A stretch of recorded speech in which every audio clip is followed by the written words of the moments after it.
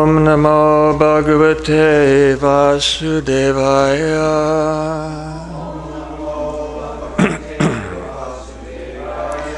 Om Namo Bhagavate Vasudevaya.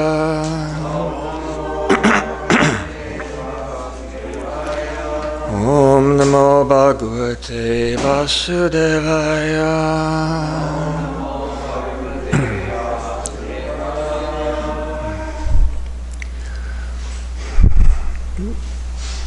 I don't see any verse, so I'll choose one suitable for the occasion.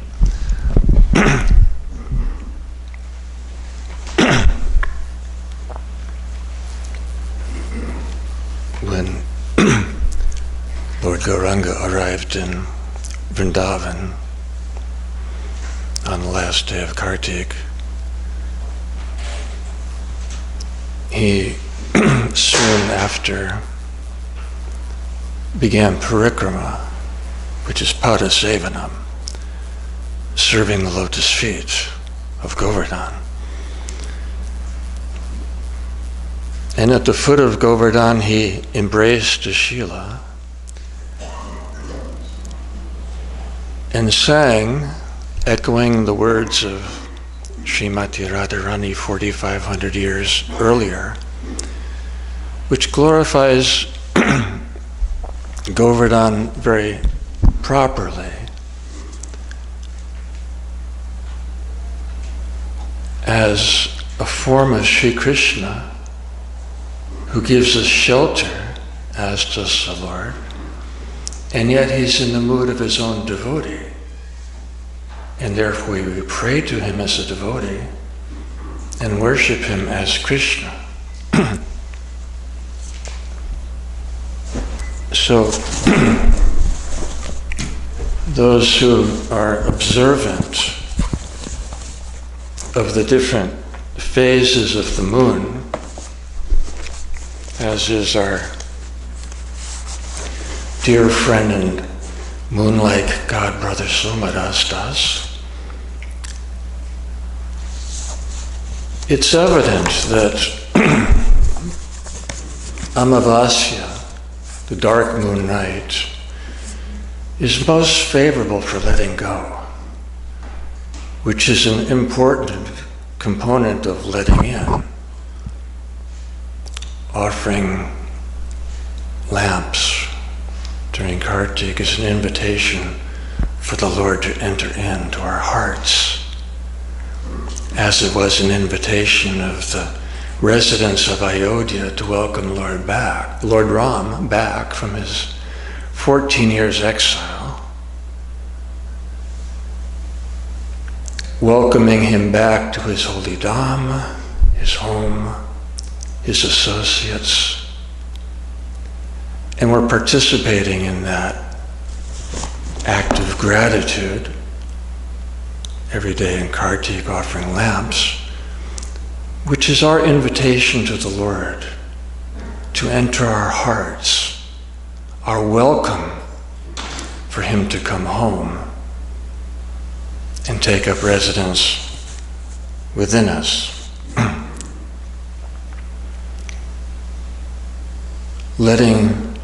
Inviting Krishna to enter our hearts necessitates letting go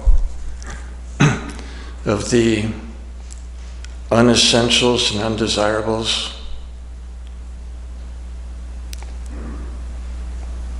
the anarthas, the misconceptions, the attachments, the aversions which come in between us and Krishna. As we pursue, the path to Braja is an internal journey, leading into the most confidential recesses of your heart. Today, we're celebrating Krishna's searching his own heart for the essence of his joy, which is the source of his pleasure as well as the delight of all living entities, found in loving exchange. And for the sake of loving exchange, Krishna expands himself into so many forms, beginning with Baladev. And one of those forms is Govardhana. As Krishna was examining his own heart, seeking the essence of his joy, an effulgent, subtle seed emerged from his heart before him, descended to the ground, solidified into a pebble, which expanded into a stone, into a boulder, into a mountain that just kept expanding. As the infinite pleasure playground for Krishna and his associates. So this prayer of Mahaprabhu is addressing Govardhana as the best of devotees. Because Srimati Radharani, the origin of this verse, feeling the anguish of separation from Krishna, sought the allegiance of his best servant, Haridas Varya, Sri Govardhan himself. And as she glorified Govardhan through the window of her room, from which Govardhan is not even visible from Yavat, Govardhan appeared at her window as if to respond to her prayers, but also seeking her darshan. And you can appreciate every word of the verse, beginning with, of all devotees, Govardhan is the best, and then considering his offerings. Of all devotees, Govardhan is the best. Oh, my friends, she's addressing her Sakhis. This hill provides Krishna and Balaram, as well as all their cowherd friends, cows and calves, with all necessities, which are also symbolic. Water for drinking, very soft grass, caves, fruits, flowers, and vegetables. In this way, Govardhan offers his respects to the Lord, and being blessed by the touch of the lotus feet of Sri Krishna and Balaram, Govardhan Hill appears very jubilant, and thus the ecstatic symptoms symbolized in all his offerings. You know, the water gushing forth from his waterfalls is his tears of ecstasy. The trees are his hair standing on end. The morning dew is perspiration out of ecstatic love, and on and on. As parts and parcels of Sri Krishna, endowed with consciousness, what we focus on expands.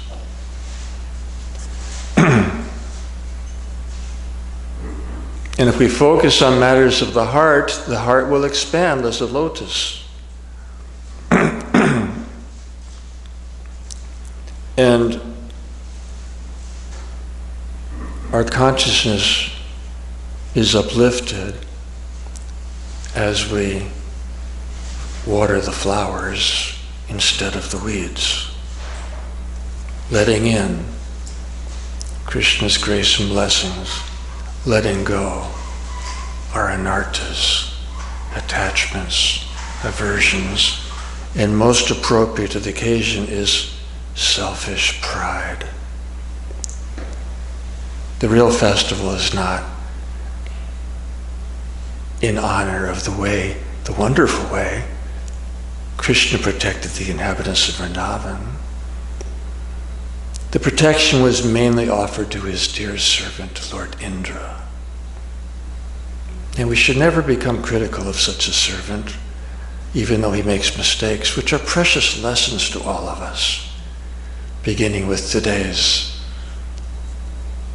topic, false and selfish pride, with which Indra had been infected.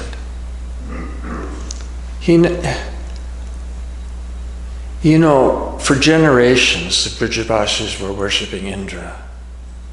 And Krishna had no objection until his 7th year, when he questioned the whole function. And Nanda Maharaj explained it quite systematically. And Krishna refuted all his arguments and said, his conclusion was just take all the items of worship assembled for Indra Puja and offer them to Govardhana.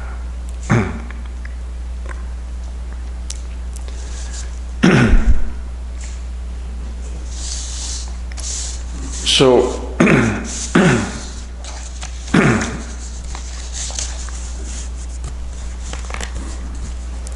the lamps we light are symbolic of kindling the flame of bhakti.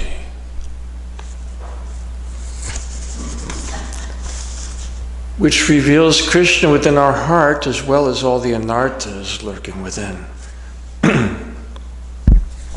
And we ignite the lamp with ghee, which is the essential element in sacrifice.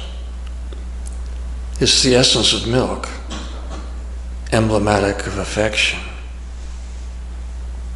And you can see the nature of ghee when you pour it onto the sacrificial fire. And Agni just expands, meaning, implying the fire within all of us, meant to be the fire of devotion. And that sacrifice strengthens the cosmos, the soul, gods, and men.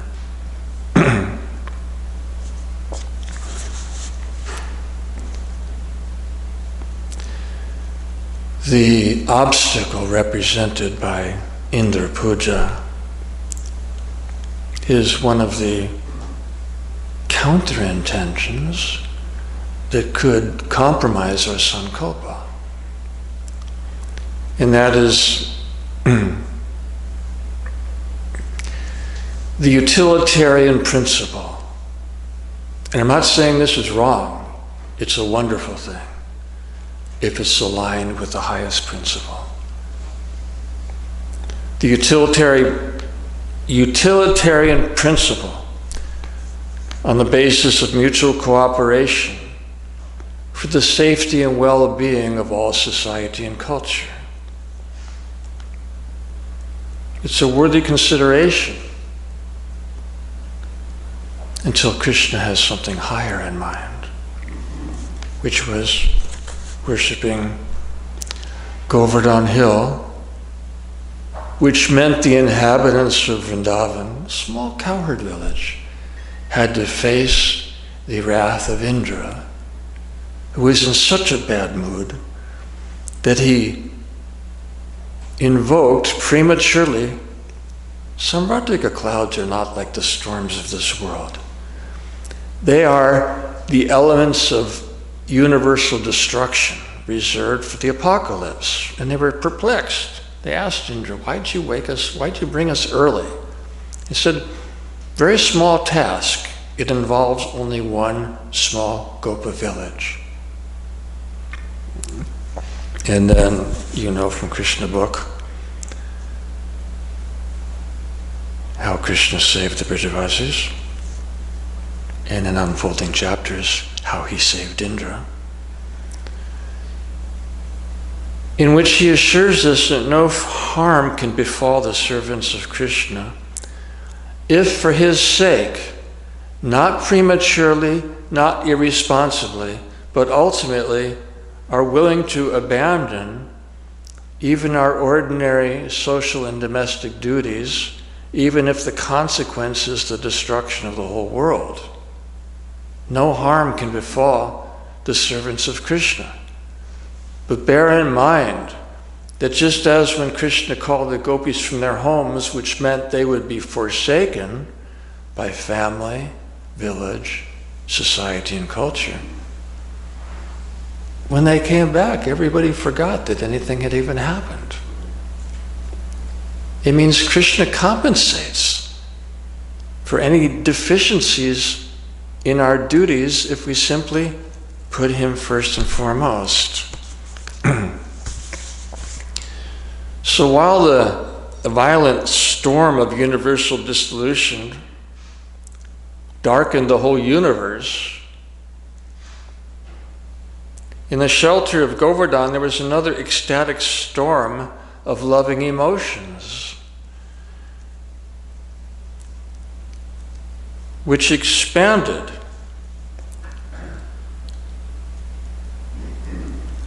leaving no need for effulgence of the sun and moon or stars, which were all eclipsed, because when Krishna lifted the hill and the crumbling rocks around the edge fell to make a dike, and the Brajavasis looked under the hill, they saw an effulgent landscape with vast green fields of barley, so delightful to the cows, new barns, new homes, like a gingerbread village, which sometimes we worship at Govardhana Hill, and then it disappears right at the end of the festival as Mahaprasad.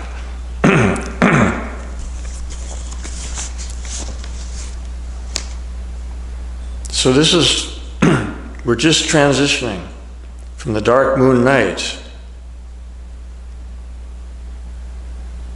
which is the most luminous event in all of Kartik. The dark moon night, Deepavali, Deepa means lamp,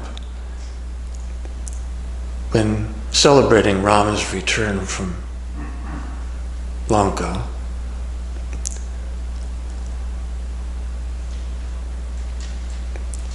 And on that dark moon night has become the most luminous festival in devotional culture because of the lamps we light. And Mother Yashoda on Deepavali got up extra early because there would be so many distractions in preparing for the festival. And she wanted to focus on churning the butter, made from, beginning with, the special grass cultivated in her own private garden, this Padmagandha grass, so soft, so fragrant, so nutritious, so delicious, reserved for the prime 108 cows in Nanda Maharaja's herd of 900,000, in which there were 8 special, amongst whom 2 were exceptional as providing the best milk, of which a portion was offered back to the grass.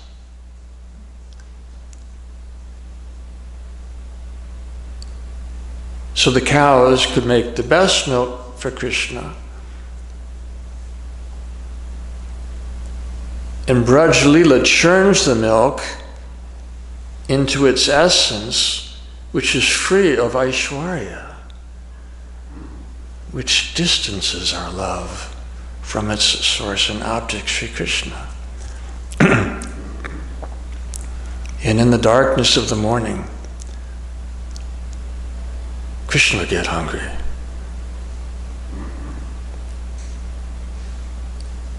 And even in the darkness, he would steal butter because his effulgence illumined all the butter pots.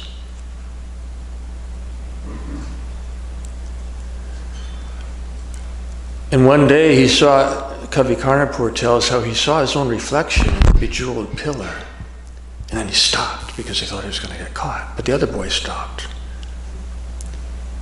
And Krishna told him, my dear brother, if you simply don't tell on me and assist me, I'll reserve lots of butter for you.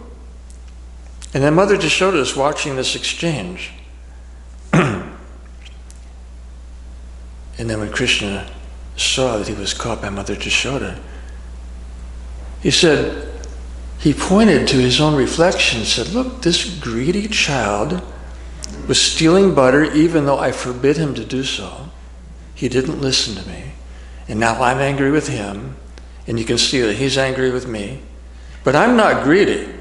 It's him. That's called projection. And another day, Mother Yashoda caught him red-handed with his hand in the butter pot. And she asked him the continual question, why with everything in your palace do you have to steal butter? He said, I'm not stealing butter. It's those ruby bangles you put on my wrist are burning me by their effulgence, and I stuck it in the butter just for some relief. So Mother Yashoda pulled his arm out, removed the bangle, and kissed him on the wrist. And he said, now it feels cool.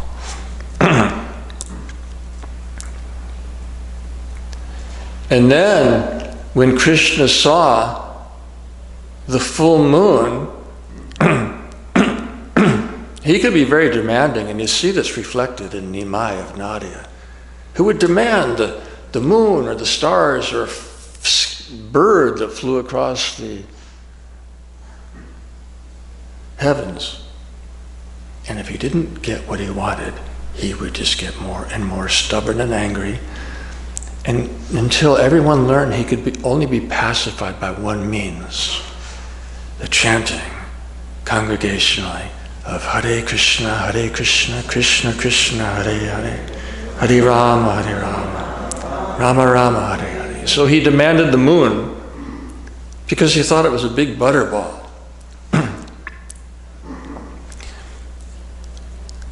And Mother Yashoda was learning how to comply with his wishes. She said, that's not a butterball. That's a royal swan swimming across a dark lake.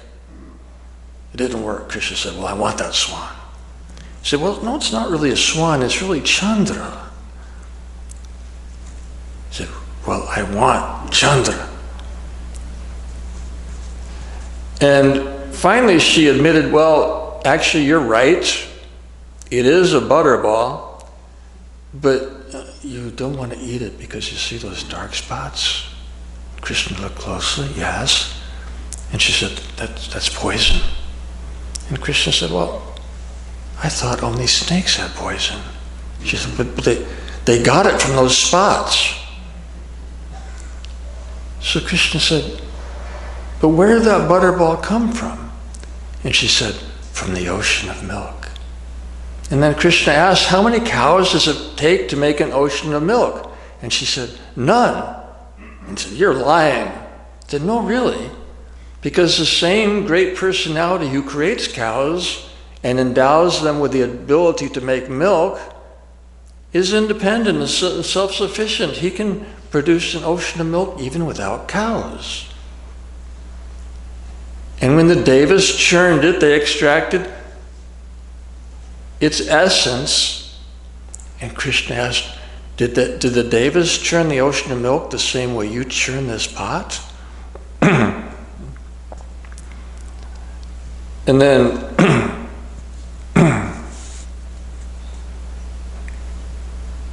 at the end of the discussion, Krishna concluded that he only wanted Mother Yashoda's milk. And he agreed, I'll only steal your butter. Because she was concerned about him going to all the neighbors and stealing. And they were coming to her complaining, or so it sounds, but it was really glorification of Krishna. It was the fulfillment of their desires. They churned their butter with the intention that Krishna come and steal it, because it's symbolic. When you make your hearts soft and sweet through loving exchange with devotees and hearing Krishna Katha and chanting his holy name, then Krishna will be tempted to steal your heart. So anyway, yesterday, Mother Yashoda's up early churning the butter. Even though she had so many maidservants, she did it herself as part of her whole process, beginning with cultivating the grass to churning the butter. Everything for Krishna's pleasure. And as she's remembering his pastimes, she's singing songs, because everything Krishna does becomes a song and a celebration. The wind changes its direction and his chatter flutters on the other side. That becomes a song and a festival. A sidelong glance from Srimati Radharani makes his crown fall off his head. That's a song, that's a festival. So Mother Yashoda is singing Krishna's pastimes, and Srila Prabhupada says this is how we remember, by composing songs. As our famous Govardhana Puja, Govardhana Puja. So, as she's churning, and the milk is flowing from her own breast as she's churning the butter, and then Krishna woke up hungry. And he grabbed the churning rod to make it clear, you're going to feed me as your top priority. And she did, but then the Padmagandha milk. Watching Mother Yashoda feeding Krishna concluded, my life is worthless. He'll be content forever with Mother Yashoda's milk. What is the need of this whole Padmagandha sequence, from the grass to the cows to the butter, when Mother Yashoda's milk is so superior? So it concluded, better just give up that life. That's where the saying comes from the frying pan into the fire. This wasn't a pan, it was a pot. But the milk was boiling over. Mother Yashoda went to rescue it. Krishna was mad because she stopped feeding him. So he took the pestle. That's actually Balaram's implement in Braj. It's not a plow in Braj, it's a pestle. It becomes a plow in Dwarka. The pestle, Krishna took it, broke the pot. Then he knew he was in trouble. So he ran, but she already saw him and she's running after him. And that's a whole meditation in itself. Just take any one aspect out of the infinity, the flowers falling from her hair. Srila Prabhupada said we should meditate on these details, because all the flowers are exalted devotees. They're fully conscious, and they're falling from her hair for various reasons. Some are thinking, if she catches Krishna with that stick, he's going to be really upset and we don't want to be implicated. So they're, what you'd say in aviation terms, they bailed out. Others are thinking, well, it's not proper that those flowers are falling behind her. We should offer a path before her. So they're falling down from her forehead. Others are thinking, we have no right to be on her head in the first place. We belong underneath her lotus feet. So they're falling right in front of her. And she's running and she captures Krishna. And then the whole drama of it was a festival of ropes, because however many, and there's a lot of ropes in the cowherd village, all different colors, different styles, different patterns, different designs. It was a festival of ropes, but with thousands of feet of rope, it couldn't encompass Krishna's belly. And the gopis told Mother Yashoda, just accept it as destiny. It's not going to happen. She said, no, I can't. Because I have to protect him from getting in trouble, and I have to train him so he will submit to my knot, which ultimately he did. The 2 inches was bridged by the combination of his grace and her determination, her efforts.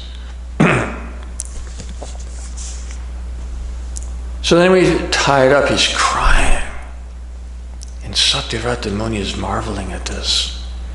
And then as soon as Mother Yashoda leaves, he bursts into a big smile, because he's remembering his dear servant Narada Muni and his curse upon the two trees, which that just were there. Been there for a long time, observing Krishna's pastimes, by which they fell in love with Krishna. So then Krishna, you know the story. And our June trees are very formidable. They're the last, they never fall, even through cyclones and hurricanes. But when the mortar got stuck, and Krishna was baffled, and the gopas are telling him, just pull harder. And he did, and trees come crashing down. As told by the little gopas that nobody believed, these effulgent demigods came out and bowed down and praised Krishna. And then they went back to heaven, and Nanda said, who can believe that? Anyway, that's another anartha.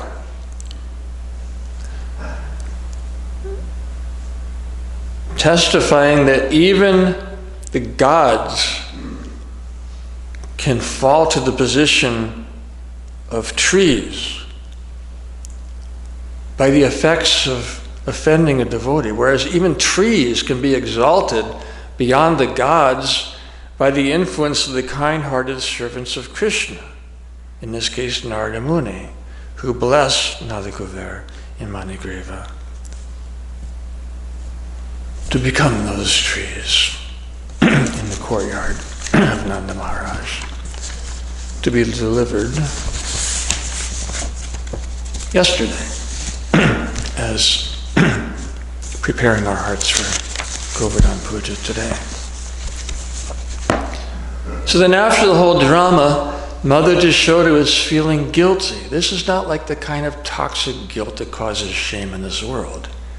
It was a variety of ecstatic love. She was feeling guilty for endangering Krishna. And in her guilt, she hid.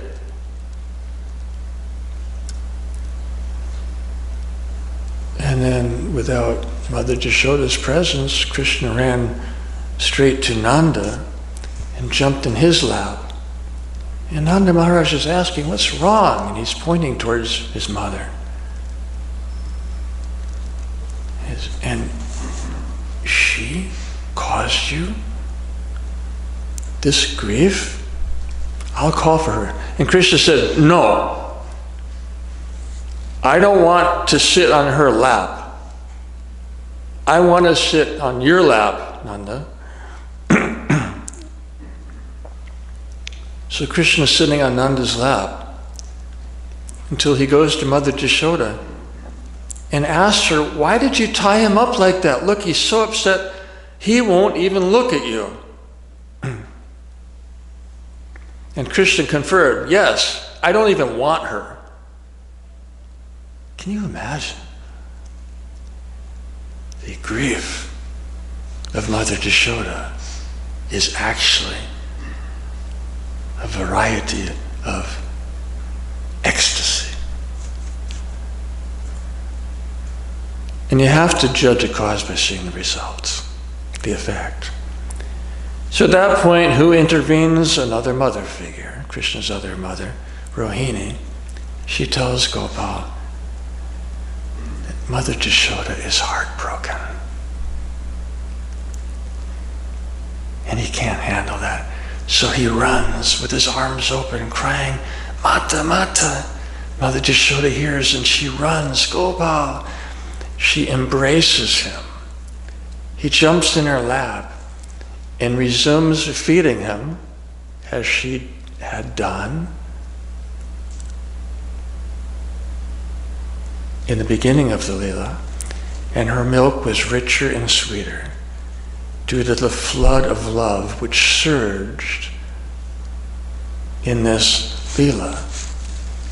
So Braj Lila is, in one sense, it's just a series of obstacles.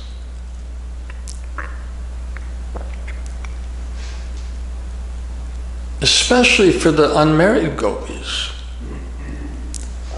whose relationship with Krishna faces every imaginable obstacle, largely placed by relatives.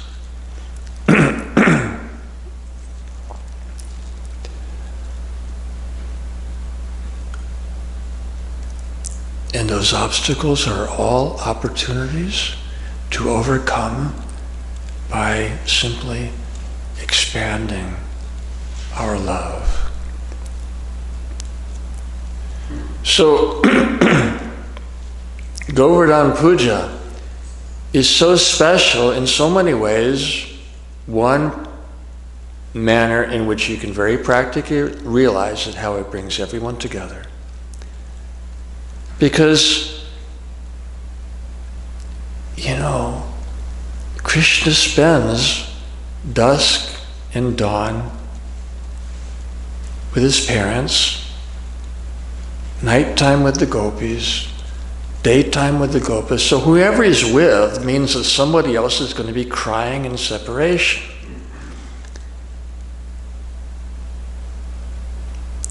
And the gopas worship the moon.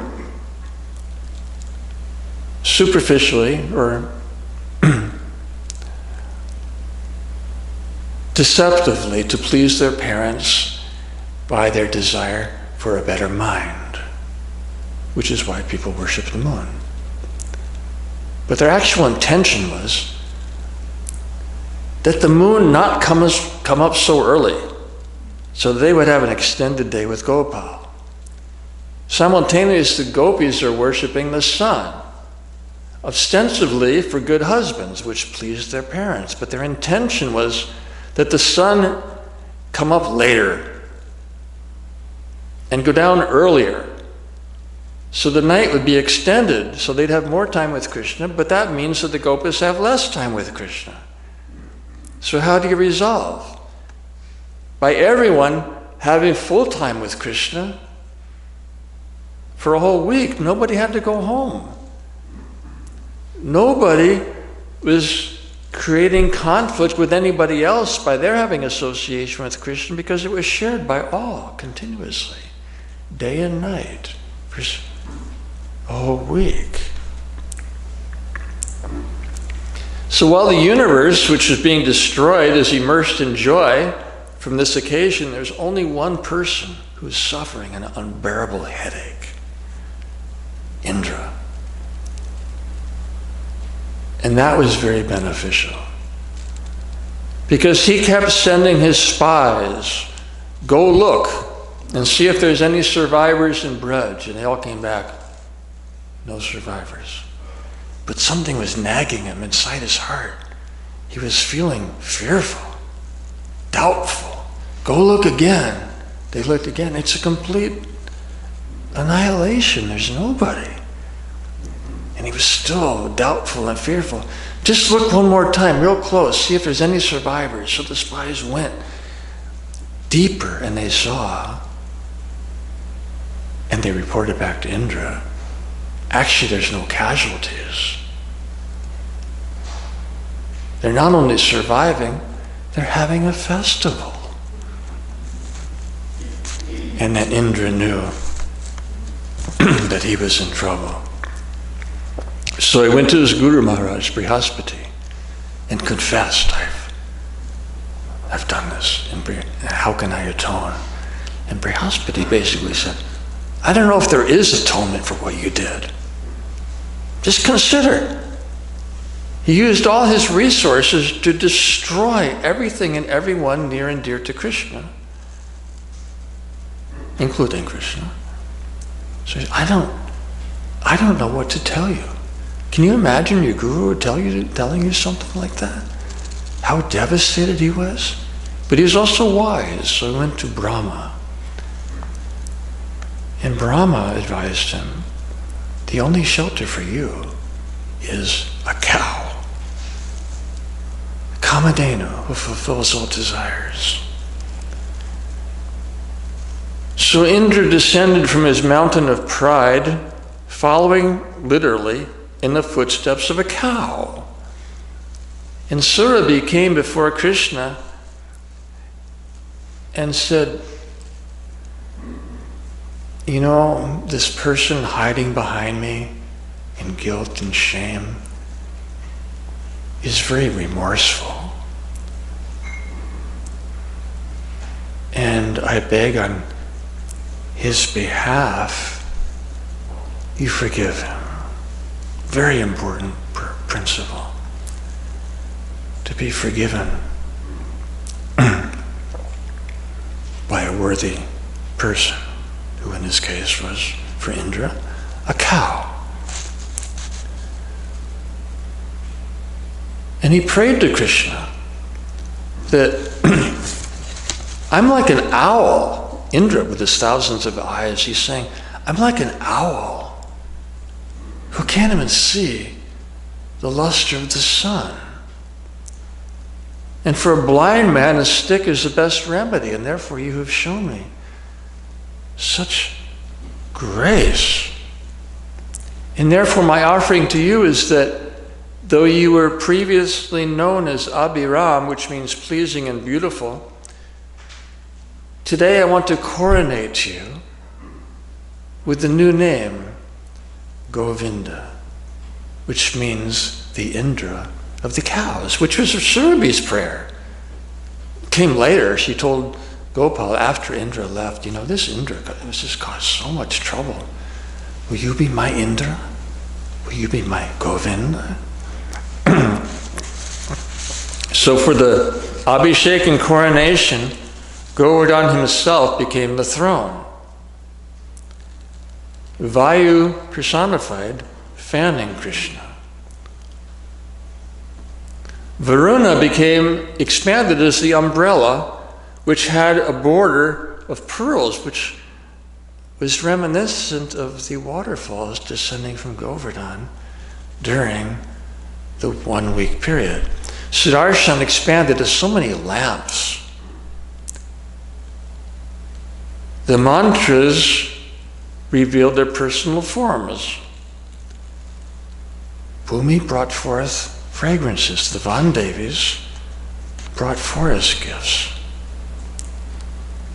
The Devas circumambulating Surabhi and Krishna. And in that Abhishek, everyone's desires were so deeply fulfilled. And after all the Devas left, Indra lingered with Surabhi, still feeling repentant. And Krishna was so gracious and sweet with him. And humorous. Part of the novelty and adventure and creativity in overcoming obstacles is the humor. So Krishna's in a humorous mood, really playful with Indra. After he made him dangle like a toy in the sky on his Airavata, and everyone was laughing at him, now he's very friendly mood asking him, is your anger now pacified? You're very dear to me, so please don't try to conceal your heart. I intervened with your sacrifice with no intention but to show you my favor, to relieve you of that mountain of pride, which was such an obstacle and burden for you. So now return to Swarga and enjoy your position. And then Indra felt relieved and pacified, and he ascended to heaven. Surabhi still lingered as Krishna anointed her with the nectar of his affection before bidding her farewell. It was a lengthy Abhishek, and Krishna wasn't really enjoying being worshipped. He was thinking, this is really Aishwarya for me. I'd rather be back with my mother. But he was obliged to reciprocate with the Devas, and especially Surabhi. And after a lengthy Abhishek, while the Brijabasis were feeling his separation, Krishna returned to Vrindavan, appearing more beautiful than ever before. 2 eyes saw him, who saw him as returning after only a momentary absence. Kartik is a time to absorb our hearts in Krishna, to minimize distractions. Mother Yashoda got distracted. Indra got distracted. And Krishna reciprocated in such a way as to bring everyone's focus back to his pleasure, which we symbolize in lighting the lamps to illumine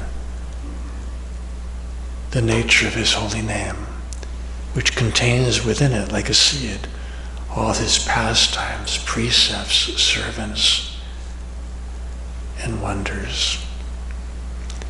Thank you very much. Are there any questions or comments?